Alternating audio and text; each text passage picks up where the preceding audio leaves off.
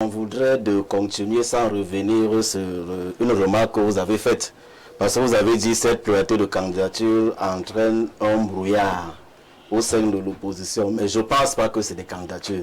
Prenons par exemple le cas du patron, du président de l'UNDP, oui, de M. le maire Yanda. À peine il déclare sa candidature, qu'il se met à recruter au sein de l'opposition. Parce que nous, au PCC, ça a été une gêne de constater que comment à peine le président Bello Bouba retrouve l'opposition en période de campagne, l'élection présidentielle, au lieu de montrer qu'il est revenu dans une famille en orientant vers la mise en synergie des forces, il se met à non seulement à recruter, mais à mettre en avant, c'est comme si c'était un exploit au sein de l'opposition. Donc je crois que c'est ce type de comportement qui peut amener un brouillard. Nous, au PCN, quand même, nous avons été agréablement surpris de ces candidatures, parce que lorsque vous prenez le jeune de 30 ans, souvenez-vous que lorsque le président Cabral Libi appelle les Camerounais à se mobiliser, à s'intéresser à la question politique, son message est prioritairement destiné aux jeunes.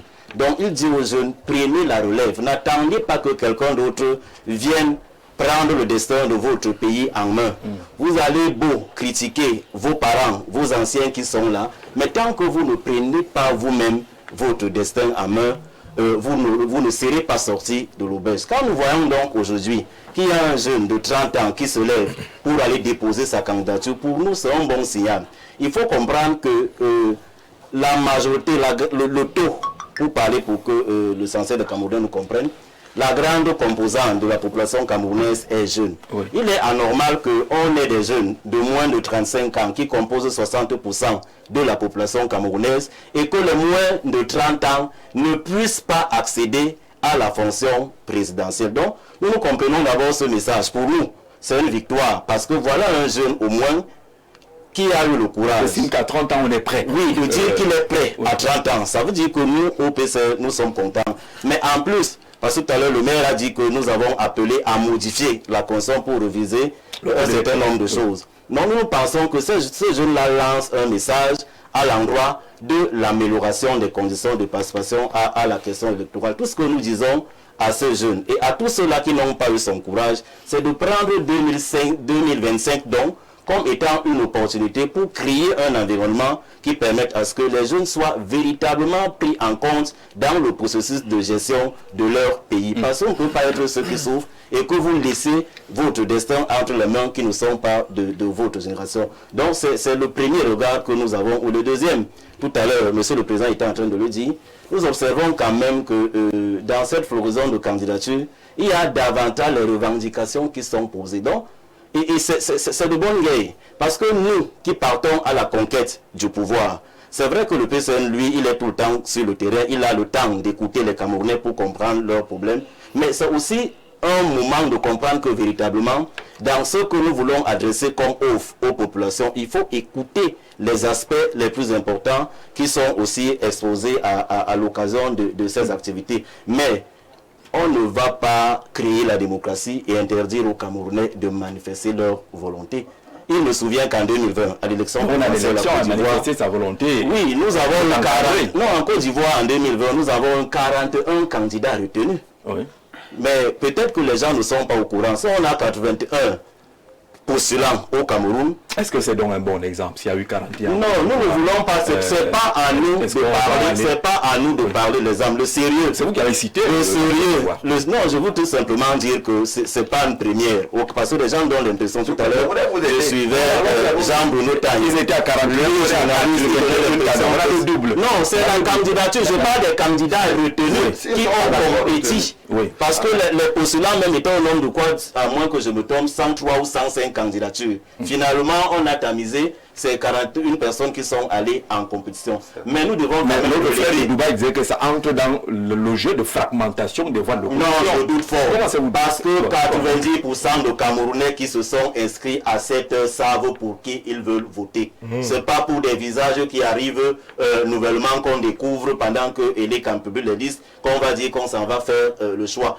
Vous savez, lorsqu'on va en campagne à une élection, ce n'est pas pour aller trouver les voix qui étaient déjà fixées. c'est des indécis. Mais au départ, vous avez au moins 60% de l'électorat qui a déjà fait son choix. Si dans ce 40%, il y a un 20% qui décide de ne pas participer aux élections, nous travaillons plutôt à amener ceux qui ne veulent pas aller aux élections pour leur dire que c'est le moment. Donc nous, ce nombre-là, ces visages-là, ce ne sont pas eux qui viendront, comment dire, réduire la volonté des Camerounais à participer aux électorales. Non, je ne pense pas. Tout le monde sait ici. Et puis, il ne faut pas minimiser les efforts des uns et des autres. Vous avez un candidat ici, à la candidature, M. Ramani, qui a déposé son dossier. Vous ne pouvez pas dire que c'est un blagueur, parce que vous ne savez pas ce qu'il nourrit dans l'esprit. Et de dire qu'il est incompétent, c'est sur la base de quoi? Laissez les Camerounais s'exprimer. Vous ne savez pas comment ils font pour estimer qu'ils doivent être à ce niveau. Nous-mêmes autour de cette table. En dehors de lui, qui d'autre? Parce qu'on veut donner l'impression que c'est des blagueurs. Parmi nous là qui a eu le courage d'aller même déposer ne fût-ce qu'une chemise là-bas qui porte son nom. Pourquoi nous manquons ce courage? C'est des gens qui ont des convictions. Peut-être que c'est les essais pour eux, pour commencer à préparer un chemin. Ils vont commencer là-bas. Reviendra. Ils vont commencer là-bas. Oui, mais c'est normal. Chacun fait ce qu'il veut comme ambition et les moyens qu'ils se donnent. En tout cas, nous prenons toutes les... Parce qu'en 2018, nous avons été moqués en disant que nous étions des blagueurs. Voilà. Mais aujourd'hui au Cameroun, qui peut parler de l'avenir du Cameroun aujourd'hui sans l'honorable Cabral Libis? Ce n'est pas envisageable. Si donc en 2018, il s'était réduit aussi à voir comme les autres que non, il est jeune, puisqu'il n'avait pas l'âge qu'il a aujourd'hui, il avait moins de 40 ans, ou bien que c'est un blagueur, parce que l'impression qu'on donne, peut-être c'est qu'il faut qu'on ait d'abord été ministre, qu'on ait dirigé toutes les grandes sociétés du monde, qu'on ait atteint un certain âge, pour donner l'impression qu'aujourd'hui on a le calibre pour aller à l'élection présidentielle. Laissons les gens exprimer leurs convictions. Ce que nous demandons aux candidats, nous en tant que citoyens et le PSN en tant que parti politique, c'est de rivaliser les offres. Donc nous demandons au régime de laisser l'espace, parce que ce que nous gêne, pendant qu'on veut exprimer ce qu'on a comme offre, systématiquement l'administration ne permet pas à l'opposition de s'exprimer. Laissons les candidats et les candidatures se rivaliser à travers les offres qu'ils ont et de dire aux Camerounais de participer massivement au processus électoral. Parce que ce qui est sûr, on étouffe. Tout le monde veut aller au changement. Donnons-nous les moyens qu'au soir du 12 octobre 2025, nous accédons véritablement au changement. Entre-temps, vous avez, le maire a reçu une balle perdue. Hein? Non, je ne m'adressais pas au maire. Le président de l'UNDP, il ne prendrait jamais ce type de risque, à peine arrivé à l'opposition qui sont en train de recruter et de mettre en visibilité. Non, ce n'est pas lui, c'est le président. Oui, je m'adressais directement. Oui, moi, le président, c'est monsieur Galang dans sa façon. Je ne sais pas comme ceux qui disent que le président est bon, les autres. Je ne vais pas dire que camarade était bon. Je le connais dans sa manière de se faire. Il n'aurait pas fait ce que le président a fait. Jamais. Le président, vous savez, lorsqu'on a le problème que l'UNDP a, il faut que les Camerounais comprennent, c'est le fait de rester longtemps dans cette alliance avec le RDPC. Dès lors que nous avons décidé de rompre, parce que j'avais... C'est une parenthèse qu'on vous accorde, hein? Oui, une parenthèse. Donc il faut que... Je profite de la parenthèse pour dire, pour pas répondre aux camarades. Aujourd'hui, les militants de l'UNDP qui étaient partis il y a plusieurs années retrouvent leurs convictions de depuis. Et donc, donc ceux qui sont revenus là, c'est qu'ils ont retrouvé leurs convictions. Bien sûr. Ce n'est pas que vous Est-ce êtes que nous n'allons pas...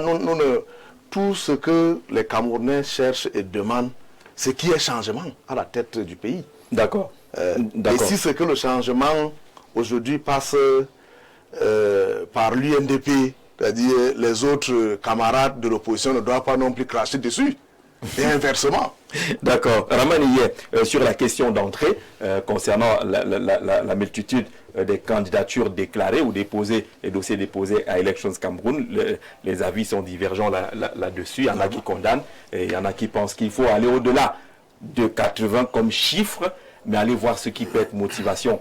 La souffrance pour le président du RDI et d'autres arguments ont été avancés. Les vôtres.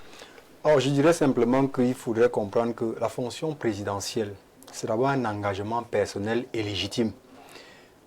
Pour être candidat à l'élection présidentielle, je crois qu'il y a au moins 3 principes. D'abord, avoir qualité. La première qualité, c'est d'être citoyen camerounais d'origine. avoir compétence, avoir même capacité.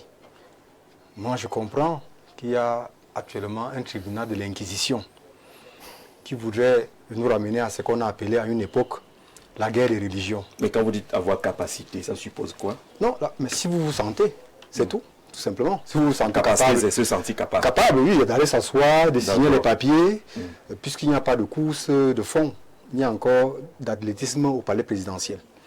Alors, c'est le vieux débat qu'on a eu à un moment donné en Europe, notamment après la Renaissance en Europe, où on posait la question de savoir, faut-il limiter le nombre d'églises ou encore de confessions religieuses?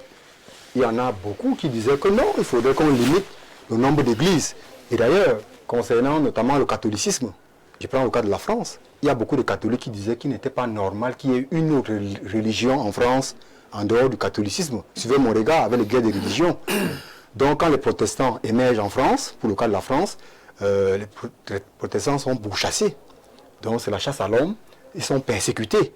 C'est ce qu'on retrouve en 2025 au Cameroun. C'est-à-dire que comme... Qui est chassé, qui est persécuté? Mais l'émergence des nouveaux acteurs dans le champ politique, on les dénigre, on dit que c'est des injures, qui n'arrivent même pas à manger, machin, truc, etc. Alors, cela est excessivement dangereux. On est comme dans une famille où le père et la mère existent, un enfant naît de ses parents et dit à ses parents, non, non, non, papa et maman, il ne faut plus que vous fassiez d'enfants. Je veux être le seul dans la maison. C'est ce qui se passe au Cameroun. Alors, vous avez dit tout à l'heure, vous avez parlé tout à l'heure de candidats sérieux. Mais moi, je ne comprends pas, Jean-Jacques Zé. Excusez-moi de m'étonner. On sait, en épistémologie, on sait au moins qu'il y a deux qualités qu'on peut attendre d'un dirigeant. Les qualités intellectuelles et les qualités morales. Par qualité intellectuelle, neutralité, objectivité, autre. Par qualité morale maintenant. C'est ça, c'est suffisant. Attends, Qualité non, intellectuelle. j'ai dit qu'il y a deux, j'ai donné deux catégories et autres. Ouais. Oui, qualité intellectuelle, c'est l'objectivité, il faut être neutre, il faut être sérieux, ainsi de suite. Maintenant, les qualités morales, on a par exemple la vertu. On connaît bien les théories sur la vertu, qu'un homme d'État doit avoir de la vertu, le sérieux et la probité. Je vous ai entendu dire depuis le début de l'émission que les candidats sérieux. J'ai mis entre guillemets. Donc vous voulez dire qu'il y a des candidats qui ont des qualités morales. C'est-à-dire ceux qui étaient là depuis 43 ans, 30 ans, 35 ans. Le côté moral. Moi, je veux le côté moral. Puisque le mot sérieux, sauf si le français a changé maintenant, quand on dit sérieux, c'est une qualité morale. Donc, désormais, lorsqu'on a été ancien ministre, ou bien quand on a démissionné d'un gouvernement, avec des casseroles, et qu'on se porte candidat à l'élection présidentielle, donc on devient maintenant sérieux moralement. Lorsqu'on a été au gouvernement, on a eu à passer vers le tribunal spécial.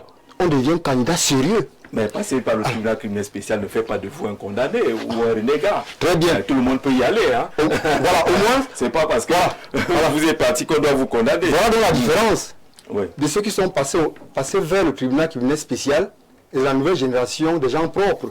Je n'ai pas dit juste. Mais bien sûr, par exemple, moi, je n'ai jamais ceux qui sont rien. nouveaux sont forcément propres. Mais moi, par exemple, je n'ai jamais rien volé. Nous, au mouvement républicain, nous sommes contre le vol. Je n'ai jamais rien volé. Comment vous pouvez dire que je ne suis pas sérieux et dire que ceux qui ont détourné l'argent de l'État, ceux qui ont accompagné le système en place, le régime en place, que c'est eux qui sont sérieux? Non. Le terme candidat sérieux, franchement, pour mon point de vue, on devrait mettre ça de côté. Maintenant, j'ai suivi Jean-Bruno Tagny. Je crois qu'il est journaliste. Et on l'a aussi suivi en 2018. C'est vrai, il est un citoyen, il a la liberté de soutenir le candidat qu'il veut. On connaît son candidat depuis 2018 et on connaît son candidat en 2025. Ah bon, vous connaissez son candidat? Mais il le dit, d'ailleurs il a une chaîne de télévision. On sait la ligne éditoriale, nous ne sommes pas des aveugles. Alors, je ne sais pas s'il a parlé en tant que militant ou journaliste. S'il a parlé en tant que... Il a donné son point de vue. Oui, Allez-y à l'analyse. S'il a fait cela en tant que journaliste, tant mieux. S'il a fait cela en tant que militant, tant mieux. Mais s'il a fait ça en tant que journaliste, je le mets de côté. Ah, vous recommencez par l'exclusion que vous condamnez. Oui, puisque nous sommes dans une dialectique des exclusions. Chacun veut exclure l'autre. Alors pour conclure, je Vous dis dites à la fois qu'on n'exclut personne, mais vous voulez exclure quand même. non, je ne l'ai pas exclu puisqu'il est candidat à rien. Et quand il parle des cas de baptême, moi j'étais à l'ECAM, personne n'a mis la carte de baptême. Non, c'est une façon de parler. Non, voilà, donc c'est une figure de style comme d'habitude. Oui. Alors, lui, il dit qu'il faudrait une quittance. Vous n'avez pas sur vu le les dossiers des gens, hein. Je crois Non, que les mais dossiers sont sous pli fermé. Non. Qu'est-ce que vous avez fait pour regarder s'il y a 4 ou pas? Attention, Voilà comment ça se passe. J'étais à Elécam, dans les couloirs, avec les autres candidatures. D'accord.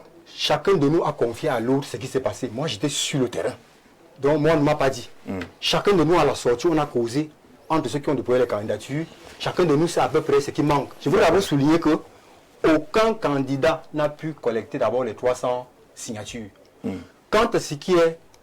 y compris vous. De cautionnement. Y compris vous. Ah bon? Vous m'informez là? Mais vous voulez dire aucun candidat? J'ai pas de signature. Oui. J'ai pas de signature. Voilà. Oui, bien sûr. Moi, je veux vous le dire. Mais on oublie que le Conseil constitutionnel peut m'autoriser à compléter encore mon dossier. Ah, vous n'êtes pas encore là-bas. Avec une jurisprudence de 2021. D'accord, on va chuter. Alors, je suis en disant que il faudrait qu'on laisse chacun exprimer ses avis. Si par candidat sérieux, ça veut dire les anciens ministres, c'est dangereux. Si ça, par candidat sérieux, ça veut dire les gens âgés. Parce que ce que vous dites de sérieux, bon, je regarde quand même ceux qui ont d'abord été ministres, sont âgés de 70 ans. C'est vous qui choisissez de regarder ceux qui ont été ministres. Non, quelqu'un d'autre peut estimer que sérieux, c'est Cabral Libi, c'est Serge Espoir Matomba qui n'ont pas été ministres. Donc, on peut le dire. Donc, on peut être de la nouvelle génération comme nous autres, et être candidat sérieux. Qu'on ne ferme plus les portes. Car on ne peut pas avoir la loi qui protège tout le monde. Il pleut sur tous les toits, la loi protège tout le monde. Et des gens, par leur volonté partisane, parce qu'il n'y a pas de neutre, même ceux qui disent ça, on sait qui sont en train de mener ce combat. Dénigrement des candidatures des autres, c'est aussi un conflit de génération. Parce qu'on ne veut pas qu'on émerge aussi. Nous allons émerger. Il est dans le conflit de génération. Et le peuple dira à la fin qui est le bon candidat. D'accord. Éric Foyet, bonsoir. Bonsoir Jean-Jacques Zé, merci pour l'honneur que vous me faites d'être sur ce merveilleux plateau. Je suis très heureux de voir la star de l'Est, M. Zoc. Oui. Bon, star politique. On est dans... Non, peut-être star politique quand même. Pour une fois, il dit quelque chose de... Je ne sais pas pourquoi Jean-Jacques veut m'aider, mais je dis la star de l'Est que nous recherchons depuis parce que nous avons eu ces échos. Et je crois qu'il a pondu une tribune encore ce matin qui a réveillé mes... Le rechercher l'univers ou Akere Mouna? Qui le recherche? C'est la même chose. Je vous rappelle que Akere Mouna est le candidat du parti Univers. Mais je voulais très rapidement, avant de saluer les co-panélistes, je voulais rapidement corriger quelque chose que mon ami Jojo, que je retrouve sur le plateau, a dit ici qui n'est pas exact. Je crois que le PCR n'était pas à l'élection de 2018, l'élection présidentielle. Je crois que c'est le parti Univers. Il faut savoir parfois rendre à César ce qui appartient à César. C'est nous qui avons fait de Cabral ce qu'il est devenu aujourd'hui. Qu'on aime ou qu'on n'aime pas, il faut quand même le dire. C'est pas qu'en 2018, le PCN, non. Il n'y avait pas de PCN en 2018, du moins connu, puisqu'il existait dans quelque part là-bas où les gens se bagarrent, je ne sais pas trop pourquoi, ça ne m'intéresse pas. Je voudrais quand même aussi, d'abord, avant de saluer les autres personnes dont on m'a demandé de saluer. Non, en quelques secondes. Célestin Yandal, pour qui je me suis battu, il était encore en prison, pour des causes extrêmement importantes, fondamentales. C'est ce genre de jeune que j'aimerais voir ministre, peut-être à mes côtés en 2026. Mais on aura l'occasion de faire plus ample connaissance plus tard. Je voudrais dire que je ne peux pas ne pas saluer mon vieil ami, le docteur Hier Hamani, qui a beaucoup travaillé depuis des années sur le plan dans l'ombre politiquement et qui a établi un certain nombre de dogmes, un certain nombre de livres et qui continue à former des jeunes à la jeunesse. S'il est candidat aujourd'hui, je lui souhaite bon vent. Merci. Je lui souhaite beaucoup de courage parce que c'est assez difficile dans notre environnement. Pour revenir à la question, avant de revenir à la question, il faut que je salue particulièrement les populations de Darak, les populations de Kamchi, les populations de Bamongum, les populations de Garbou, parce que ces populations, je vous dis monsieur, non je ne suis pas en campagne, je suis dans le thème des multitudes de candidatures. Ces populations ont vécu au vif Boko Haram, les guerres dans le Nozo, les catastrophes naturelles, et sont scotchés derrière votre émission et m'ont dit, il faut leur dire bonjour, parce qu'ils font partie de ceux qui expliquent le débat qu'on a aujourd'hui. Pour revenir donc proprement à la question que vous posez, pourquoi ces multitudes de candidatures? Moi je pense que c'est pour distraire le peuple camerounais. Ces gens ne se sont pas levés de leur chambre pour aller déposer leur candidature de manière anodine. Et vous suivez, les discours sont tous un peu humoristiques. Oh, tel me devait l'argent des droits d'auteur et puis qu'on prenne la barre. Vraiment, ça a tout, mais ça manque de toutes les façons de sérieux. On comprend tout de suite que le système en place veut banaliser la fonction présidentielle, veut banaliser la posture du candidat. Je crois que nous savons tous, et on a eu plusieurs débats, même sur ce plateau, où on disait qu'il y avait 18 partis politiques qui étaient en capacité d'investir en dehors des 300 signatures. Nous savons tous au Cameroun qu'il est presque impossible d'obtenir les 300 signatures. D'où vient-il qu'on se retrouve à une pléthore de candidats qui viennent de toutes les formes, de tout type de société. Vous avez vu une femme en Gaoundé qu'on allait ramasser, on a mis son charbon à côté, que laisse un peu ton poisson, vient être candidat à l'élection présidentielle. Elle n'a même pas très bien compris ce qui se passe, mais elle est candidate. On ne va pas faire de débat dessus. On va voir des gens qui sortent de nulle part et disent que Dieu m'a dit de venir candidat. On peut comprendre que depuis près de 40 ans, le fauteuil des Toudi est vide.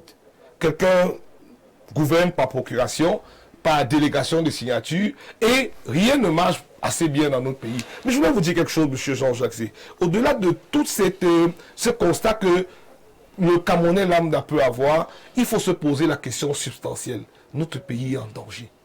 Que deviendra notre pays dans 80 jours? Le jour où on va sonner la fin de l'élection présidentielle. Parce que c'est ça la vraie question. Les questions de 80 signatures, vous nous emballez dans un débat qui nous empêche de préparer l'élection elle-même. Parce qu'on s'écarte là, par exemple, des candidatures que certaines personnes ont voulu écarter. Parce que j'estime que si nous étions d'accord, et j'étais l'une des premières personnes à le dire ici, le mandat impératif est nul, c'est une distraction, il n'y a pas de pont entre le mandat impératif et le code électoral. Pour être candidat, il y a 18 partis qui étaient capables d'investir. Sans passer par les signatures. Sans passer par les signatures, parce qu'il est clair pour moi qu'il est presque impossible d'obtenir ces signatures. Sauf si le shérif qui a oublié qu'il envoie les abeilles de temps en temps. Que le remède des abeilles, c'est la fumée. Parce qu'il faudrait qu'ils s'habituent. Parce qu'avec ces menaces qu'il lance tout le temps, il faudrait qu'ils s'habituent à comprendre que dans le Texas, il y a les shérifs. Mais au-delà des shérifs, il y a des légions de shérifs. Ça veut dire que vous avez ce qu'on appelle les rangers, qui viennent au-dessus des shérifs et qui parfois coiffent les shérifs.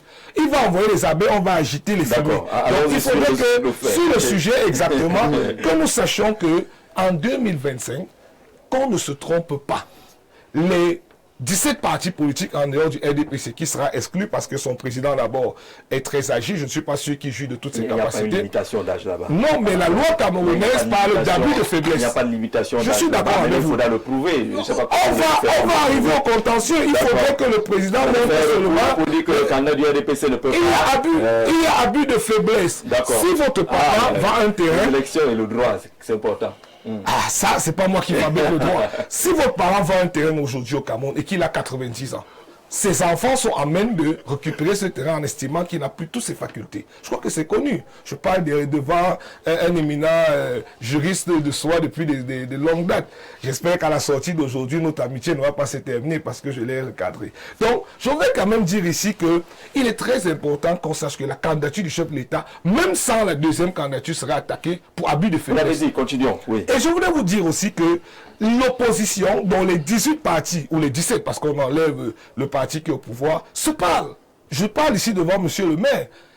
Qu'on arrête de dire qu'on va disperser les voix, qu'on n'est pas obligé d'expliquer toute la stratégie ici. C'est même l'une des raisons pour lesquelles certains partis ont les doublons, ont les triplons, parce qu'on veut à tout prix embastiller les voix du peuple, à étouffer le peuple, pour ne pas permettre, on se parle, on discute, on négocie parce que nous avons tous un objectif en commun, c'est le devenir du Cameroun dans 80 jours. D'accord.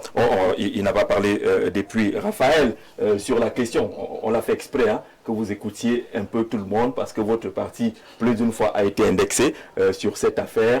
Il y a donc multiplication ou multiplicité de candidatures parce qu'il y a un ras-le-bol, parce qu'il y a la misère qu'on ne peut plus supporter, et bien parce que le fauteuil présidentiel serait vide, où on gouvernerait par procuration, tout ça pour dire que ces Camerounais-là, il faut prendre leur démarche au sérieux. Jean-Jacques, vous êtes stratège. La sortie de Jean-Benoît Taïen, c'est la thématique que vous avez, sur laquelle vous avez convoqué ici. Nous y sommes. Première chose, si ça avait été le Kamti aurait demandé ou limité, ou si vous voulez, toiletter à la base. On allait dire que le régime-ci ne veut pas voir l'opposition émerger. Oui. Mais je me réjouis que lui, il a dit ça. Et que quand il le dit, comme nous ne sommes pas dupes, on comprend véritablement que il est en train de vouloir tirer la sonner l'alarme sur la possibilité de l'exclusion du candidat du Manigem. Il ne sera pas exclu, monsieur. Là, on est toujours dans une lecture. Il ne sera pas exclu. C'est un candidat d'un parti qui dit qu'un autre candidat sera exclu. Sur quelle base? Alors, il dit qu'il sous-entend. Sur quelle base? Ça n'a pas de sens. Non, il est en train d'avancer. Il fait son analyse. Il n'est pas le Conseil constitutionnel. Il est un parti qui est au pouvoir. Il n'exclut aucun parti. Vous avez peur de ces candidatures seront validées. Il est libre d'estimer également qu'il y en a qu'on va valider. Vous avez dit qu'on allait rejeter celle du RDPC. Voilà, donc vous êtes d'accord. Permettez qu'il dise également qu'il a le risque d'exclure une autre candidature. Il n'a pas parlé de risque, il a dit qu'il ne peut pas. Vous avez dit de façon péremptoire qu'on va exclure celle du RDPC. J'ai donné les éléments. Allez-y, Raphaël. Monsieur Foyer, je vous connais à l'époque à TBC. Faites attention de m'amener sur ce jeu, parce que depuis que tout le monde parle là, on s'écoute religieusement. Nous sommes tous jeunes ici. Donc, on n'a pas besoin de cela. Je dis donc que Jean Biota est en train de vouloir, dans une certaine mesure, faire cette annonce-là. Pourtant, si on est démocrate au Cameroun, on sait pertinemment que ce candidat que j'indique pour le Manigem aujourd'hui, alors qu'il y en a deux. Alors, si j'indique qu'un candidat, on ne sait même pas lequel je parle. Ce candidat-là dont je parle donc, a refusé d'aller à l'élection présidentielle lorsqu'il était à la porte d'en face. Je parle de là. On va arriver au thème. Vous avez suivi, nous y sommes même déjà. Nous y sommes même déjà. Oui. Monsieur le maire a dit quelque chose de très très important. Ça dit qu'il a dit, parfois les gens ne comprennent même pas comment on peut faire pour constituer le dossier, pour être conseiller municipal. En Gomzap, j'ai déjà essayé ça en 2020. C'est dur. C'est pour dire que ceux qui vont à l'église, Jésus qu'ils avaient dit, laissez tout ça grandir. Voilà donc aujourd'hui, il n'est pas question d'exclure quelqu'un. Tu viens seulement avec ta carte de baptême, disons ça comme il a dit, je reprends ces mots, carte de baptême, acte de naissance. On dit 82 candidats. Ok.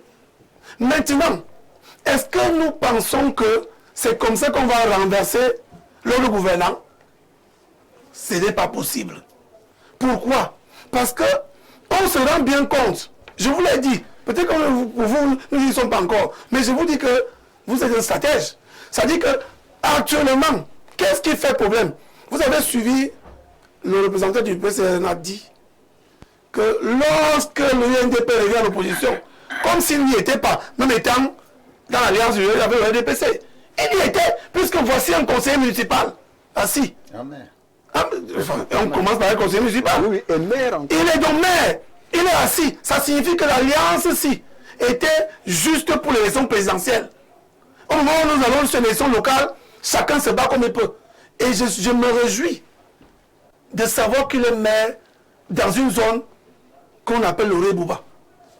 Ça veut dire qu'il peut parler escalité des actions sur le terrain et des luttes. Cela veut dire que, au-delà de ce que certains peuvent penser, que les dés sont pipés et tout, ce n'est pas toujours vrai. Parce que quand on dit Rebouba, personne sur ce plateau n'ignore ce que cela veut dire. Ça veut donc dire quoi? Ça veut dire que ce n'est pas le fait que je cite mon ami, il allait le parti du PCN pour aller au l'UNDP, c'est mon ami. Il a démissionné. C'est ça qui dit le parti du PCN, non? Donc démissionné. Et qui est démission qu'on peut voir, comme le professeur Moïse comme toi démissionné du MRC pour aller au Manigem. Ceci, c'est justement... la question de la fragilité de nos partis. Nous y sommes, Jean-Jacques. Voilà, ça dit que cela dont résulte en quoi? C'est le seul fait que les gens ne supportent pas la contradiction. C'est-à-dire que la démocratie, c'est quoi? C'est à un moment donné la force des opinions. C'est-à-dire que nous sommes 4 sur, je ne sais pas, 6 personnes. Et puis les autres, on appelle ça là, le fair play. Il faut dire ça à Jean Biota, qui est un brillant journaliste sportif. Il a commis des ouvrages dans ce sens. Le fair play. Est-ce que les gens acceptent que, quand on a dit que c'est vrai comment on avance? C'est pour ça qu'il y a la fragilisation au niveau des partis politiques et dans l'ensemble. Je n'exclus pas le mien. Parce que sinon, il n'y aurait pas Télé dans la qui est aujourd'hui au devant de la scène. Je n'exclus pas qu'il y a au sein du RDPC des frustrations. Mais ça, il s'avère qu'à un moment donné, lorsque nous sommes en conférence de sous-section, en conférence de section, les décisions sont tellement houleuses que les gens en viennent en bas. Vous avez les épisodes où à un moment donné on a barré les routes parce que tel n'a pas été président de section. C'est pour dire quoi? Est-ce qu'on doit rentrer comme en Chine, le Parti communiste, Vraiment. où il y a plus, la force de gouvernement c'est en interne. Oui. Au lieu que nous voyons tout ce foisonnement des partis politiques aujourd'hui. Donc, honnêtement, Jean-Jacques, ce que nous devons faire en ce moment-ci, c'est qu'effectivement, comme Kennedy l'a dit, nous attendons la publication des listes, nous attendons le contentieux préélectoral, et on aura peut-être 40, peut-être moins, et tout et tout. On ne peut pas avoir plus de 10 candidatures. Ah, heureusement.